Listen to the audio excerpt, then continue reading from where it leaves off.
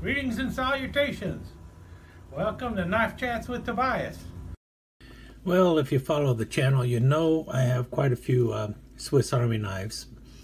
Easily Swiss Army knives. I mean true Victorinox Swiss Army knives and Wenger Swiss Army knives, not the knockoffs, make up about 25% of my collection. So I have somewhere around 250, 300 Swiss Army knives. And I also have probably about 50 Swiss Army knockoff knives. And that's what I'm going to be talking about today, because it seems like a lot of people are doing videos on Swiss Army knockoffs.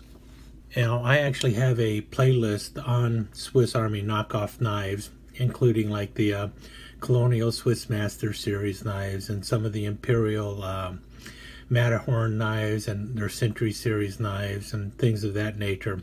I'm not going to be talking about any of those today. I'm going to be talking about the ones that basically turned into the Royal Crest line today, and kind of the associated knives with that brand. Now, I actually have a playlist on Swiss Army knockoff knives, including like the Colonial Swiss Master Series knives and some of the Imperial Matterhorn knives and their Century Series knives and things of that nature. I'm not going to be talking about any of those today. I'm going to be talking about the ones that basically turned into the Royal Crest line today, and kind of the associated knives with that brand. And because, quite frankly, all sorts of companies have made Swiss Army knockoffs, including Camillus. Knockoff makes a really good Swiss Army knockoff. Atoir in Spain makes a good Swiss Army knockoff. Mercury in Italy makes some pretty decent Swiss Army knockoffs. So there are some companies out there that make some pretty decent Swiss Army knockoffs. What I'm talking about are the ones that I've often said, I bought this knife so you wouldn't have to, so I could show you just how bad the knife was. And that's what I'm going to be really talking about in this episode. And I will link over to the playlist and at the end of this video, so that you can see the other knives that I have in my various Swiss Army knockoffs. And again, like I mentioned, I'm kind of showing these to you so you don't really need to buy these knives. These are not knives that I would recommend anyone purchase, because the quality really isn't there, at least for the most part, with the ones I'm going to be showing you now. But there are two reasons why I have bothered to pick them up, and one of them is because I'm an avid knife collector, and I actually don't mind buying a knife of poor quality if there's a history behind it. And there is truly a history behind Swiss Army knockoff knives, and they have been around since Swiss Army knives first came out. The ones I have in front of you here are all post World War II, I believe, but they're still kind of interesting. And it's just interesting the way they evolved from almost a decent knife to what's pretty much a dreck of a knife that there's really no reason to own, but people still buy them. And sometimes it is the fact that, hey, it's a $1 knife, or it's a $2 knife, it's a $5 knife. I just need a beater knife that I don't care if I break it or not, and it doesn't have to last. And there's really nothing wrong with that. And the other reason a person might buy some of these knives is one of the main reasons I end up buying the modern Swiss Army knockoff knives. I'll get to that at the end of this video. Now, I'm going to start with this one here. I also have one out of France that I didn't bother to bring up, and I'm not going to go downstairs and grab, but I'm going to start with this one here. And this one's out of Germany. And you see that big K on there with the 3 crosses. And this is the Corium Swiss Army style pocket knife. And if you notice, it doesn't have what you typically see these days with 4 or 5 tools running across the back. You really just see 2 tools on the back, one of them being a corkscrew. And this corkscrew is really not that bad. It will function, it will work. It's really not bad at all. And then you have a quarter round punch, and this is also not a bad punch. In fact, this is really not a bad knife at all. Notice it's got brass liners going on there. It is a stainless steel blade. That's the corium part. This could be a little sharper as a punch, but it's sharpenable, so that's not a problem. And then you have, all of these are hard to open. I really need to clean it better. But you've got a cap lifter that works and a functional screwdriver too. Notice it is tapered down there a little bit, and you can actually get it onto a screwdriver. And a functional old style can opener going on there. And that's partly why I date this knife to most likely around, I would say, either the early 50s or it might have even been pre-World War II, but I really suspect that because it's a corium knife, that this is an early 50s or late 50s knives, and these were imported by Gutman to the United States. And notice where the bump is here. You see these bumps on each end. Well, this side has a pretty aggressive wood saw that actually works. Notice it's got the little stubby there. That's so it will lock up there. And then on the other side, you have a pair of rather aggressive scissors that also function and will work. And this is a 60-year-old knife, at least, maybe 70 years old. And it's still working pretty well. And then the main blade. And this is I believe the main blade is stainless steel. I might be wrong. And you see right there that this is Corium, Germany. This is actually made in Germany, and it's not a bad knife at all. And then the last blade is a clip blade, a little small clip blade. And those are all the tools that are on here. So this is basically a version of the Huntsman, but by Corium. Back in the day. And notice it's riveted and it's got the red plastic handle. This one is a pretty decent knife. This next one I'm going to show you is also a pretty decent knife. Now I grabbed this one because I had first thought that this was also going to be very similar to the Corium, but it isn't quite the same. And you're finally seeing the bump in the middle here. You'll see that bump later on. See the bump that's rounded off there? That's the sign of a deadly knife. But you have the bump in the middle there, but it is just it's squared off in this case. And you also see the 4 or 5, in this case 4 tools, but sometimes you'll see as many as 5 or 6 tools running across the back. But it's still lacking the Phillips Screwdriver. I believe this one is also from probably the early 60s, maybe into the late 60s. You've got a wonderful brass clevis going on here. See that? That really looks nice. Got some little detail going on there. You've got a nice thick corkscrew, which works really well. Very tight turns. 1, 2, 3, 4, 5. A 5-turn corkscrew. You can't get to this blade without opening the corkscrew. That is your nail file. And like many people have said, the nail file could be better. I can actually catch a nail on it, but it's just straight lines going across this side.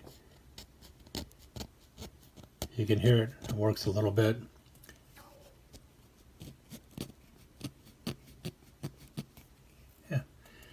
And you got the little pull thing on there, but it's pretty thick. That's one of the problems with it. Next over, you can get these usually this way. That's supposed to be the punch, and it's a lousy punch, but it's for sewing. So It's got a little bit more of a point than some of them do, but this is really just for sewing once the holes are made, because over here you have a proper quarter round punch. Again, not the sharpest, but you could probably sharpen it a bit. And the steel on this is probably a decent enough stainless steel. And then on the front or on the top you have all the blades, and now you're looking at a more modern style can opener going here. And then on the other side you have the cap lifter screwdriver, and notice it is tapered so you can actually use the screwdriver, and the cap lifter does work. And up front here is the scissors with that bump, but these are an interesting scissors.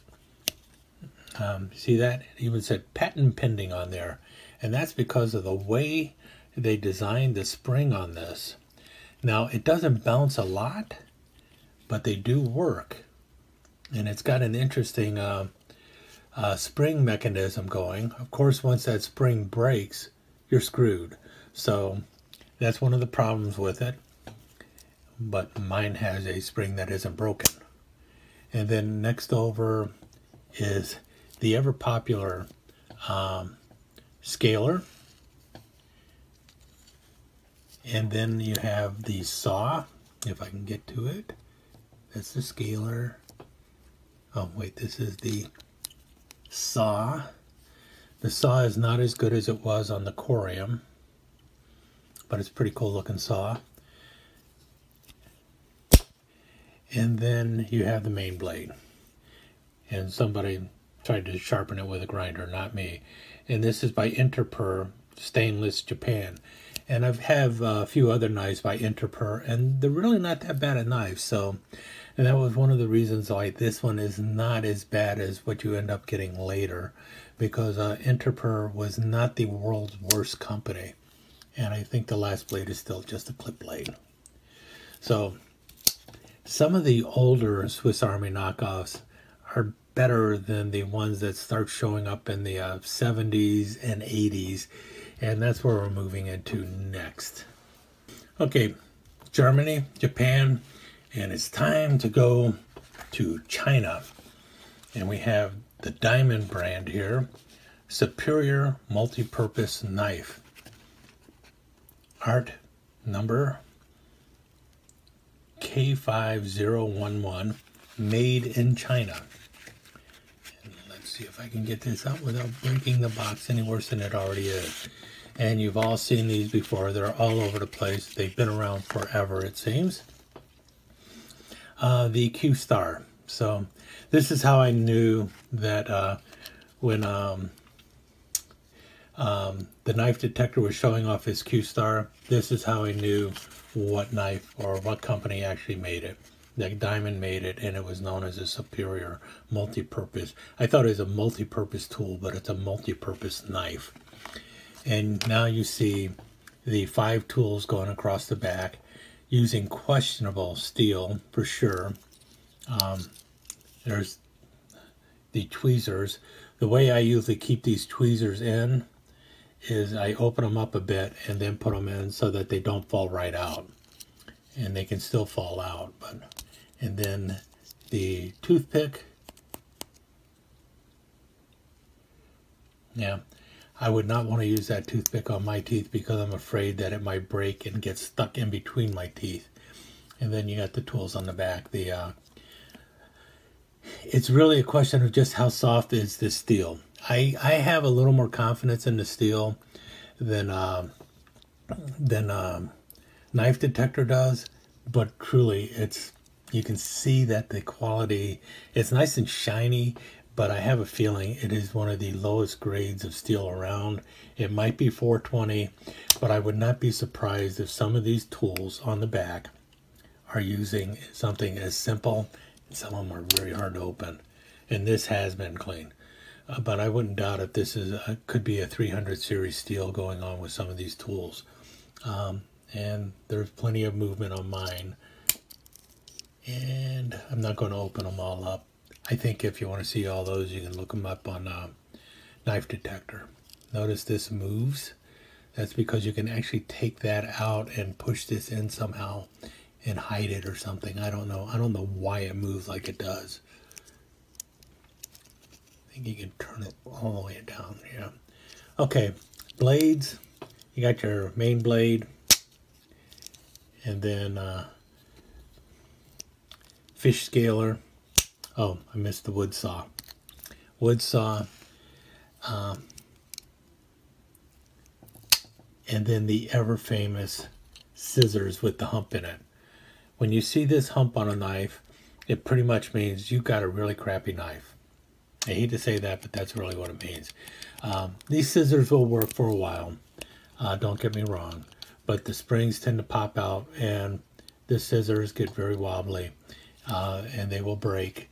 And in any case, yeah, see, told you, loves to fall out. And then the other tools you got. And you'll see these same tools over and over and over. Man, that thing. But this is your Q-Star or your Diamond Superior multi-purpose knife. I figured as long as I could get it in the box, why not? So that's one of the reasons I have it. And like I said, it's nice to have it, but it's for the historical purposes of having one, not because I think it's a quality knife. It's because I collect these kind of knives. I would never recommend a person purchase this type of knife for actual use. I would say just buy a Swiss Army knife. Go ahead and spend the extra 2 to 3 times more and get a proper Swiss Army knife. That brings us to the Swiss Army type all-purpose wonder knife. Every part listed on the back here. You got a handsaw, a corkscrew, a can opener, a nail file, a hole punch, cap lifter and screwdriver, a large cutting blade, hook disgorger, fish scaler, tweezers, scissors. It's the wonder knife. When you got packaging like that, how can you not pass on it? And there you have it. S, because it's a super knife. I'm not going to show you all the tools all over again. This one's actually better made than the Q-Star. I'll say that much. It does feel better made. It's more firm and everything. Oh, the nail nick is on the back side. All you have on here is stainless china. I do not know when these were made. But the saw, kind of crappy. It does work, but the teeth are very aggressive and it doesn't catch as well as it should. You saw the other tools, and you see the scissors. Same scissors. So there you have the wonder knife, and same tweezers. Notice how I bent them so that they will not fall out. And what is that? See the silver there? Can you see that? That little silver dot? I think that's when they painted the tweezers or something. I think they actually painted the plastic on there, and when they did, it was in the actual knife, and they got silver paint on there too. No toothpick with the wonder knife. But talk about an interesting box, huh? The Swiss Army type all-purpose wonder knife, also made in China. You're starting to see that all sorts of companies have made these Swiss Army knockoffs. The one that is most common these days is Royal Crest. I guess that's the latest ones that are coming out. And the newer versions of Royal Crest are going to be different than the older versions of Royal Crest. Now, I only have two, actually I've got 3 Royal Crest knives. I've also got a 58mm Royal Crest. I'm not going to show that today, but I've got 2 of them up here, and that's the only ones that I have kept. I've bought a couple of these over time, and have pretty much thrown them all out, or given them away, I should say. But I keep these 2 because, well, it's one of those things where you kind of need to just hang on to them so you have an example of what a Royal Crest knife is. If you're a collector of these kind of things, then you want to have one. And this is the most typical one that you'll see. Again, I don't have to go through every blade on here because you've seen them here and you've seen them here. Same blades on this Royal Crest. Almost every Royal Crest knife I've ever bought, and I bought more than one of these new. That's the first thing that I've noticed, is the toothpick will fall right out, and again, very flimsy. And the tweezers will often fall right out. So I normally will put these in the wrong side for one thing to keep them in, if they are here at all. Because quite often they will come in the package or they will come in the box, and either the toothpick or the tweezer or both will be missing. And that is even when the knife is brand spanking new. And it's because they have no grip to keep them in there. Well, now it's staying, but they fall out so easily that it's ridiculous. So I always put it in backwards, and that helps hold them in, or I bend them. Now we're talking very flimsy, very loose. This thing, I could bend it over if I wanted to. I'm not going to, but you can see the difference. Look at that corkscrew here and compare it to the Corium corkscrew. You see the difference there? You can see which one looks like it has a little bit of quality going on with it versus the newer ones by Royal Crest. Same with this one here. And that is a significant difference between the two. And you can also feel that in the other tools on the thing. The Phillips is wobbly all over the place. The blades are bad, and you have the bump. And the spring is compressed already. You can pull it out a bit and get a little more spring action going on with the scissors, and they will cut paper. They won't cut much more than paper. They're nowhere near as good of a quality pair of scissors as you find on any Swiss Army knife. Same with the saws. The saws will make basically a notch in the wood. I have done a couple of videos on actually using the tools on these things, and they really just don't work very well. And now you're also missing the small blade on the Royal Crest. These other knives had the small blade. Royal Crest line, these are the older Royal Crest line knives. They do not have the small blade. However, what we have here is the most recent versions of Royal Crest knives. And if you look here, this is almost a direct copy of a Victorinox Swiss Champ. I think it's the Swiss Champ. Can I get all these blades open? I don't know. There's your can opener. And you see now, because the patent has expired, they're now using a Swiss Army style can opener. And the action is lousy. A Swiss Army style cap lifter, screwdriver, even has the half stop. Notice it's cracked here. I glued it back together because this knife came brand new in the box with a cracked scale. Toothpick, again, a very flimsy toothpick.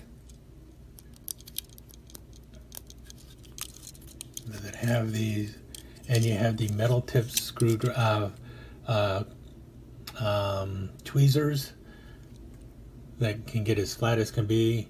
And again, I bend them so I can stick them in there. Should your tweezers be able to bend like that? Probably not, but it does keep them in.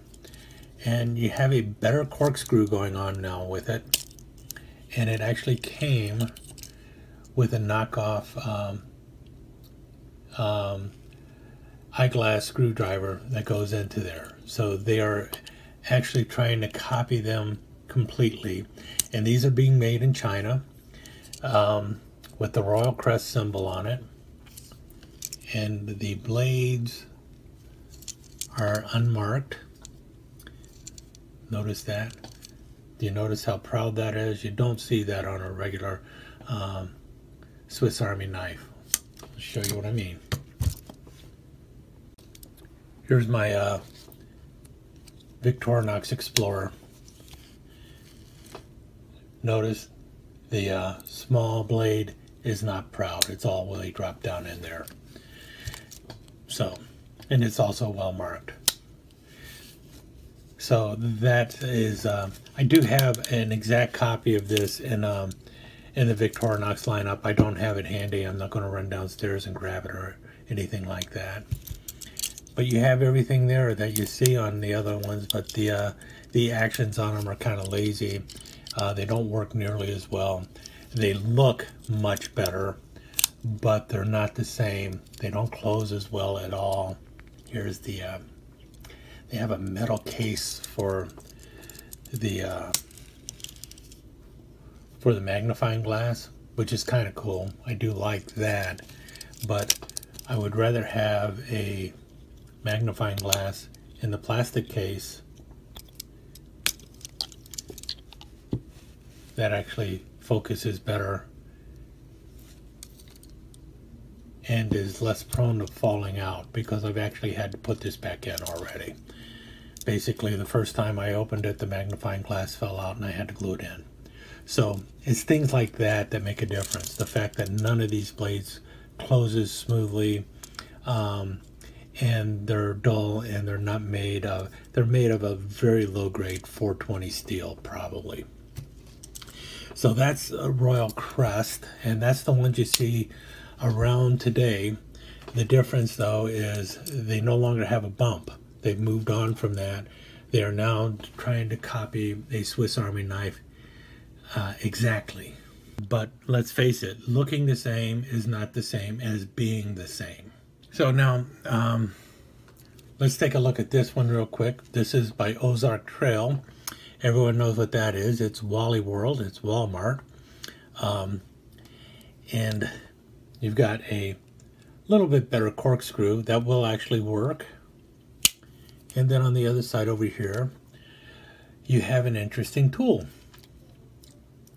That does not look like a punch, and that's because it's not a punch. This is actually a two-dimensional Phillips screwdriver. So that's pretty cool. They've decided to forget about going with a punch blade or a sewing awl or anything, and they have put a Phillips screwdriver on the back side here. And so that is somewhat useful, and I could actually see that as something that maybe Victorinox should consider with their sewing eye, going with a two-dimensional Phillips driver. They have the Phillips style, the Victorinox style can opener up front here. They have a functional cap lifter screwdriver. I don't think that wire bender is as good as it could be. It does have the half stop, and then it has the back blade, just marked stainless and China.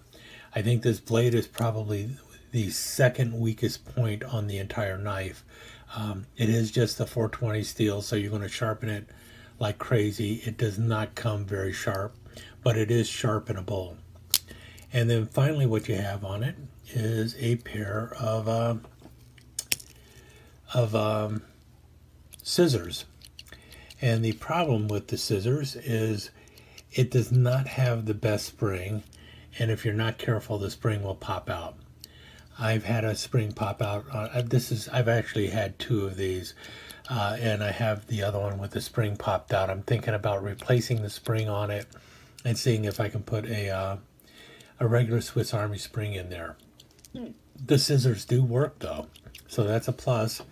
And it does kind of look like a Swiss Army knife, but clearly it's marked Ozark Trail, which is the Walmart brand.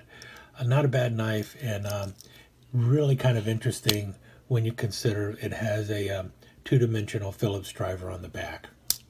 So that's pretty cool.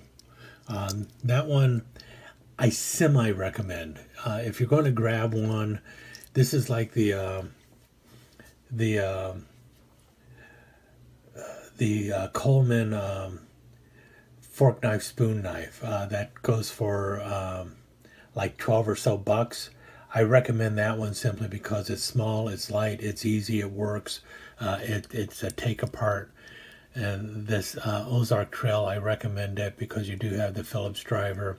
The blade can be sharpened. You've got everything that you would expect on there. The corkscrew is workable. So not a bad little knife. And you see a bunch back here with wood, and we'll go over those real quick now. Okay, when I go somewhere, I like to buy one of those souvenir knives. And these are basically no better than a Royal Crest knife. They're really junk knives. Typically what you have with them is the scissors and the saw. The saw will notch wood halfway decently. It'll take forever to cut through something with it though. You have that 420 blade, you know, made in China, that you can get an edge on. If nothing else, it's good for spreading peanut butter or something like that if you're at the hotel room, you know. I would not recommend it for anything major cutting or anything. The can opener, you could really probably put an edge on there and probably do something with it. The actions on these things are pretty pathetic. I'll tell you that right now too. You might be able to tighten something up with that. The other two tools in the middle are kind of hard to get to once you close it. The nail file, like has been said before, let's open both so we can get one out, right? You got some lines on there. Do they work? Not really. And this corkscrew is verging on ridiculous. It might work. I've never tried it. But you don't buy it for all that stuff. Get down there. You buy it because you want something to remember the Great Smoky Mountains, hillbilly. Or you get it because you want to remember Leavenworth, Washington. And I usually have to get the ones that are blank. Most of these knives will have something written on the back, like, oh, Army, or somebody's name, Buzz, Fritz, all sorts of names. Two names they do not have on there, which is really surprising considering this is like out of the Smoky Mountains, you know. You think there's a few people down in Tennessee or thereabouts that ever listen to something like country music or something. You'd think there probably are. So the name like Toby is probably not uncommon in the South, but it is for these knives. You're not going to find Toby on one of these knives. You're not going to find Tobias on one of these knives. So that's one of the things. So I usually end up getting something that says Army or something that says hillbilly, unless I can find something that is just blank, which is usually what I go for, is just blank. Sisters Lake, Michigan. Wall Drug, blank. Folly Beach, South Carolina, blank. So you see what I do. I buy knives because of a place that I went to. And I'll tell you right now, if you're looking to buy one of the knives, oh, notice this one does say Tobias. That's because I actually had this made to say Tobias, because you can't find one that says Tobias. But in any case, if you have the option of buying either the larger size or the smaller size, and all you're doing it for is for a souvenir knife, I highly recommend grabbing the smaller 58mm versions for two reasons. Number one, they're usually $1 or $2 cheaper. And number two, the blade actually is sharper on this thing. And the nail file, when you can get it out, actually works better. You got this side that has those little grooves on there, and I believe that is actually for like striking a match or something. But you can actually sharpen your nail in there, or use it for sharpening a fish hook or something like that.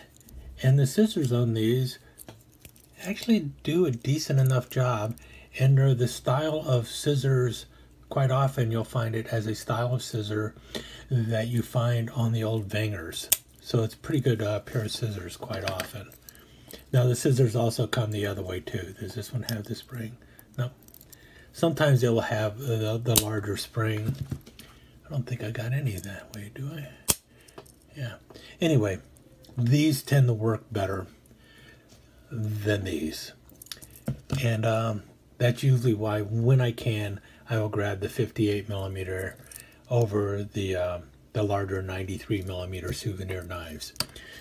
But in any case, that's my rundown of a good chunk of my Swiss Army style knockoffs. And to be honest, the early ones out of Germany and Japan function pretty well. They look like crap, but they function pretty well. In any case, I'll let you go. Let me take just a second to thank you once again for dropping by and spending a few minutes here at Knife Chats with Tobias. I really do appreciate it, and I do appreciate any comments that you leave. So please remember to give me that thumbs up, and also don't forget to subscribe and ring that notification bell so you'll know when the next episode is up and running. Thanks again for dropping by. Really do appreciate your time here.